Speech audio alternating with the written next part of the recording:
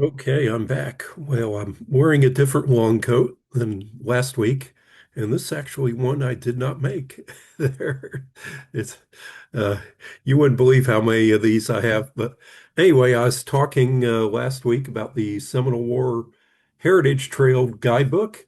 So this week we are going to still follow a similar trail, but we're off the guidebook because we're going to talk about sites in Georgia and Alabama.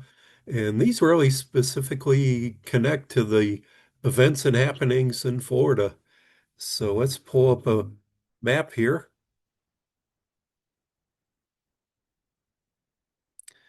Okay, this is the southern half of the state of Georgia. We're going to go in the southwest of Georgia from Muskogee County, which is Columbus, Georgia, south. There's going to be a lot of historical markers in Stewart County, Randolph County, Stewart County, county seat's Lumpkin, Randolph County, the county seat is Cuthbert. Clay County, the county seat is Fort Gaines. That's a very important site. Early County, Blakely, go and see a few markers there. And Decatur County, the town of Bainbridge. So kind of going south, and we're going check out a few on the Alabama side. So the area we're looking at is basically the border between Georgia and Alabama, the Chattahoochee River. The Chattahoochee River comes heads south. It comes basically from Atlanta, cuts across the state, and then it gets on the western edge of Georgia.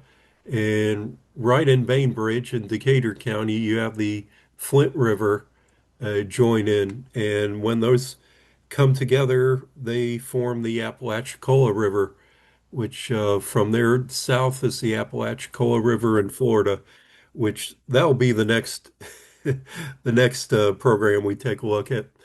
And one of the websites I'll referred to a lot is the historical marker database, and I'll put that in the notes. Notice here are two of the markers. There's two markers for Three Notch Trail. So, and this is a useful website. I use this kind of as a travel guide. It even has maps, so you can where you can load these or locate them. So that's pretty cool. So let's start on our tour. First stop, we're going to Alabama at Fort Mitchell.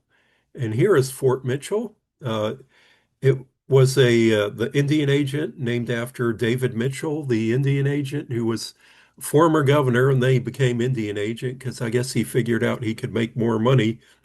And so this is a reconstructed fort from War of 1812, First Seminole wartime period. Also, near the fort here, there's the grave of Timpucci Bernard, uh, one of the Yuchi chiefs who was allied with the United States there. And here's the historical marker in front of the fort. Now they do have a visitor center or education center. Unfortunately, it was closed while I was visiting here, which forget when that was, is during a holiday weekend, of course. And over in Phoenix City on the other side of or on that side of the river in Alabama, Dale Cox recently had this historical marker put up about the horrible past and treatment of the Creek Indians from the settlers. And I'll put Dale Cox's website in the bottom or his YouTube channel, Two Egg TV. I recommend it highly. It has a lot of historical videos on it. And I was going up to Troy once, and I found this historical marker on the highway, which mentions the battle. I think this was the P River battle. There's just so many, and all these markers I'm showing you were part of the um, Historical Chattahoochee Commission, and they've kind of looked worn down in the past few years, and it looks like somebody's been repainting, as you'll see further down. Okay, let's go back to Columbus, Georgia, back on the Georgia side of the river. You have an area called Riverwalk through town in Columbus. It's like a 15-mile park, and these are some interpretive kiosks about the Creek Indians, a very popular spot. And Riverwalk actually connects to Fort Benning. I was driving around Columbus and I saw this mural on the wall for a famous Creek chief, Bothely Holo. He was also famous during the Civil War. And also outside of Columbus, you have Westville, a historical village. It's antebellum period. I think this is the courthouse here, and you can see the Damascus Church behind it. Now, this used to be outside of Lumpkin, Georgia, in Stewart County, and it was kind of getting declining visitation, so they moved it here right next to the Infantry Museum at Fort Benning or Fort Moore, whatever they're calling it this week. Not sure, right outside of Columbus. It's well worth the visit. Uh, Apparently, they still have some buildings. They haven't moved there yet. But there's a cabin here. It's also a Yuchi built cabin, Yuchi Indian. So in Stewart County, near Lumpkin or north of Lumpkin, there's a community called Omaha. And this was the Fort McCreary. And Georgia has a plethora of historical markers. There's a website, Historical Markers in Georgia or Georgia Historical Markers. I tried viewing it, but I guess it has JavaScript. And my computer, since upgrading to Windows 11, I guess no longer does JavaScript. So that's why I showed you the website for the historical marker database because it's more low tech. It doesn't have JavaScript. Uh, Also near Fort McCreary is this monument for the Battle of Shepherd's Plantation, a very impressive granite stone put up by the Daughters of the American Revolution in the 1930s. Battle of Shepherd's Plantation was a major battle in 1836, right after the destruction of the town of Roanoke. And nearby in Cuthbert County, by City Hall, you have these interpretive panels about the Creek War. Here's about their early history. Oh, this is Randolph County. Yep. And about the Second Creek War and some historical markers. There's a marker there, Chickasaw Hatchie. But you can go on the historical marker database, and I'm just covering a few here. Here's in the same county, you have the battleground of uh, Echo-Nochowee Creek and Echo-Nochowee Swamp. Uh, Pretty tragic, tremendous battles during the 1836 Creek War. And here is the original granite marker of the swamp battle nearby. Unfortunately, you can see somebody used it for target practice, but this is a historical monument. It's almost 100 years old. So we want to preserve those. Here's the other marker nearby this, so near the Chattahoochee. Roanoke was a town burned by the Creek Indians under Creek War Chief Jim Henry in I think it's March 15th, 1836. See if no, it says May 13th, 1836. Okay, I thought it was okay, sorry about that. May 13th, 1836, and this kind of touched off the 1836 Creek War, which really lasted a few years after 1836. And they burned the town of Roanoke. This historical marker is on the curve of a roadway and unfortunately gets hit by cars going off the road at a regular basis. Nearby is another historical marker connected with that history, Fort Jones. You could stop by the roadway and see this. And kind of neat in the county, I showed you the website earlier. There's two different markers for Three Notch Trail. Three Notch Trail was the uh, old Indian trail that turned into the military road that Andrew Jackson came down when he came to Fort Gaines, Georgia, and then down to Florida in the First Seminole War. Speaking of Fort Gaines, that's in Clay County along the Chattahoochee River.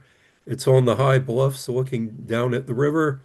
They have a reconstructed blockhouse here. They have kind of like a historical park with some log cabins on the hillside, and they love their historical markers. Here's a marker for Fort Gaines, where the town is named after that. And here's another marker, the 1836 fort, which of course is Fort Gaines. So that's the second Fort Gaines historical marker. And there's a third one, the Fort Gaines Guards, about the troops here. Uh, I guess we're here during the Civil War. And then here's a historical marker. Fort Gaines is named after General Edmund Pendleton Gaines. And this is his historical marker. He's actually buried in Mobile, and he was active in the First and Second Florida Wars, First and Second Seminole Wars. But he had his headquarters up in the town.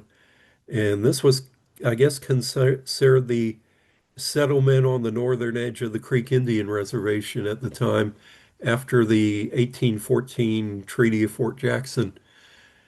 What's interesting, this house here was built by Colonel John Dill, um, probably about 1820 or 1830s. He married Elizabeth Dill. She was captured, uh, what's known as was it the Scott Massacre?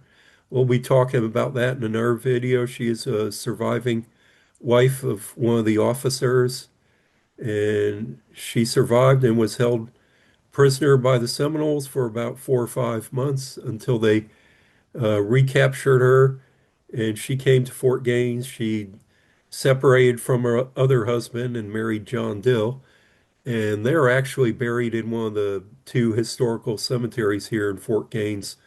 And they also have a kind of an interesting historical archaeological museum. And if you head on south down to Bainbridge, more of these markers, kind of interesting. There's this Georgia marker, and this is a Chattahoochee marker. I think it says the same thing. Yeah, they say the same thing actually. I think it's been redone. This was actually right after one of the hurricanes. Might have been right after Hurricane Michael when I photographed this. Now in Bainbridge, very important, Chasen Park, and I did that in a previous video, I think around January 2024. Chasen Park is important in First Seminole War history. The soldiers burned Fowltown, and then they came up and built Camp Hughes or Fort Hughes, and this was the location of it in the park. They have several really nice interpretive panels, and they have this 32-pounder coastal gun sitting right on the location of where the camp was. There's actually two of these cannons sitting in a granite base. One originally was at Fort Scott.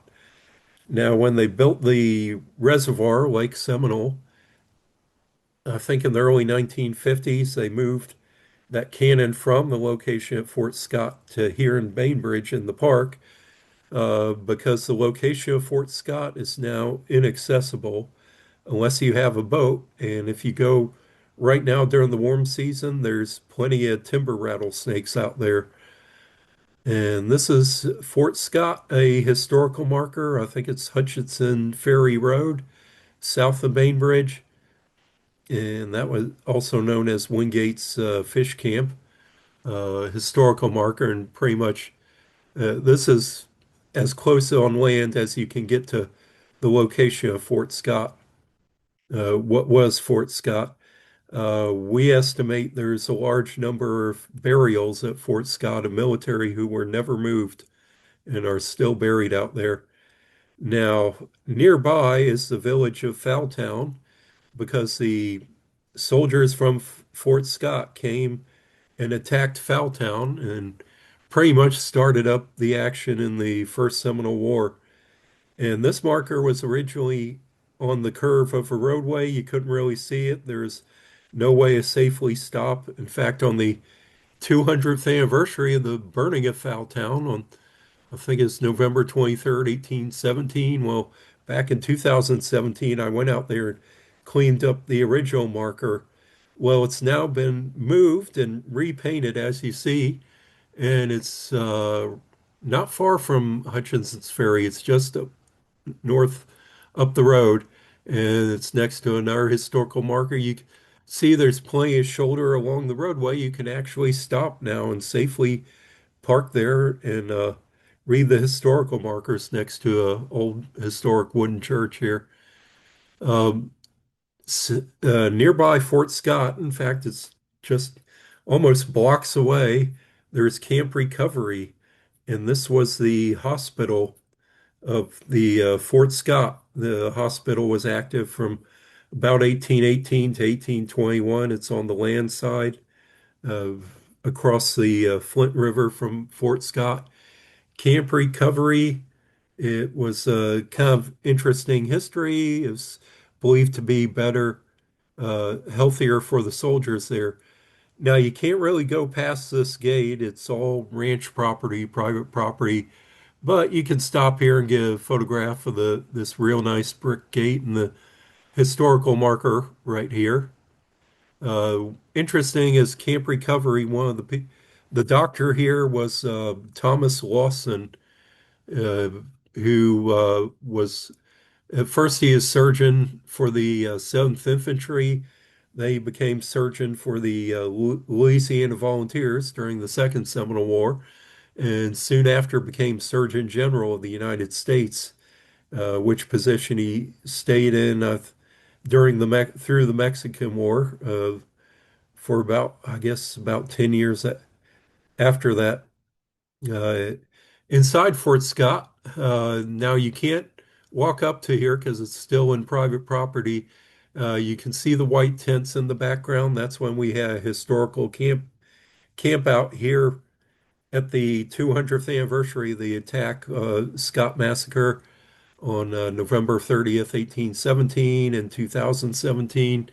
We came here and did our historical encampment. Uh, you see this little house here. It's like a pump house.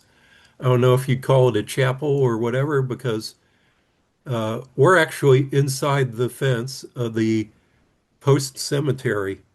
Now, there's no grave markers left, but you can see about 40 depressions in the ground. You can't really see them much here, just the way. And right in the center is this monument. Uh, Once again, a 32-pound Coast artillery cannon, and on a granite block. The granite block, just like the other two cannons you'll see at Chasen Park and Bainbridge. This is the third one, so that's pretty cool. And we even had a ceremony out here, kind of a wreath laying ceremony at the cemetery at night at sunset, and it got all foggy and really, really creepy. But um, that is the historical sites that you can see around Georgia, Southwest Georgia. In fact, most of these I showed, you can probably hit them all in one day. I have not done that. It took me several trips back and forth, but I'm in Tallahassee. All this is a short drive from Tallahassee. If you like to go road hopping for historical markers, then this is the place. And I just showed a few connected to the Second Creek War and the First and Second Seminole War of what you can find in Georgia. So you can visit the historical marker database and just go down that rabbit hole and enjoy those historical markers. So I hope you enjoyed this appendix to the Florida Seminole Ward Heritage Trail Guide. So next week, we're going back to our regularly scheduled program, back to Florida. I hope you enjoyed this.